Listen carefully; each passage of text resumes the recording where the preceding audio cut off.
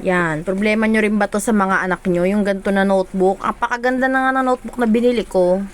Lagi na lang ganito, nababaklas yung cover. So, ito yung ginawa ko. Na-repair.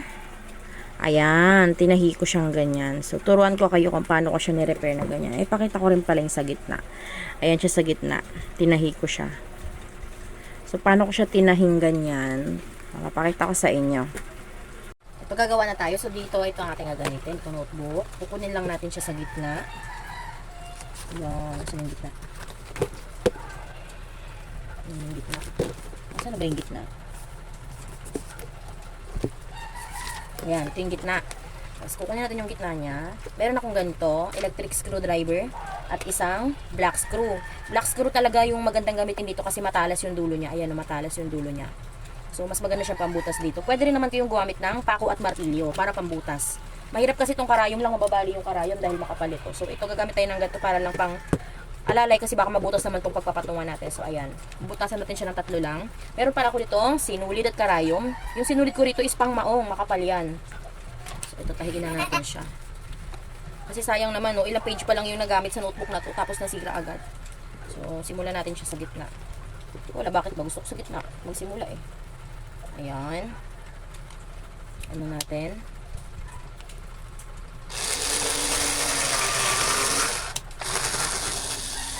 Kung wala kayo ng ganito, pwede naman pako at martilyo. Kahit 3 butas lang okay na.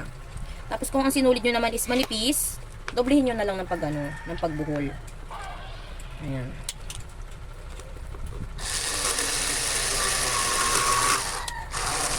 Dahil ang grade 3, writing pa ang kanilang notebook, hindi pa siya yung spring, hindi tahi. Kaya ito lagi kong problema. 4 years ko na itong problema. Taon-taon na lang ako nagtatahi ng notebook. Dahil magaling yung anak kong lalaki, yung panganay ko. Lagi na lang nasisira yung notebook. Ang ginagawa niya kasi, kunyari, ayan yung notebook, kahit kabago-bago, magsusulat siya. Ayan, di ba nakaganyan? Di ba dapat nakaganyan lang? Ang ginagawa niya, ginaganto niya pa, yung tinutupi niya pang ganyan, saka siya magsusulat. So, ito na po puwersa, ayan, sira siya. Ayan yung nasira. So, tatahiin na lang natin kasi sayang naman. Vanda brand ba ito? Ang lapad pa ng notebook na to. So, ayan, tatahiin na natin siya. Saan yung aking sinulid karayom?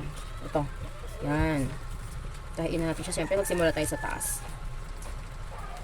Kahit sa labas kayo mag-start pa loob, pwede rin. Bahala kayo kasi bubuhulin din naman natin to after.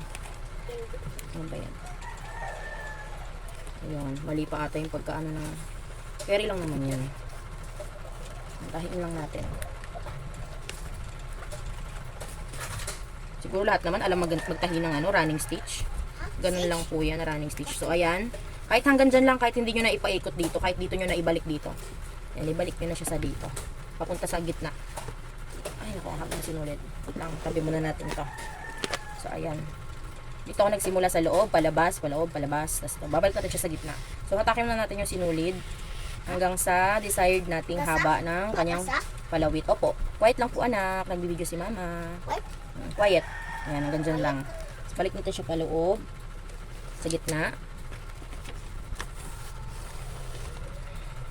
Sa palabas naman.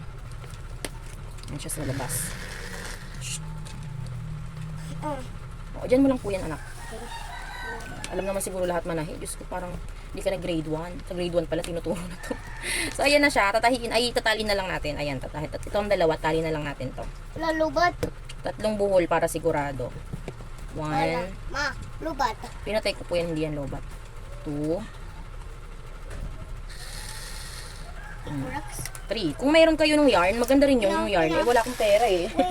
Ito lang afford eh. Hindi, wala naman akong binili dito. Lahat meron na ako nito sa bahay. Yan.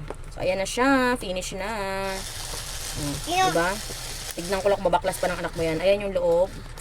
Ayan. Tahi na siya. So, hindi naman siya pangit tignan. Cute nga eh.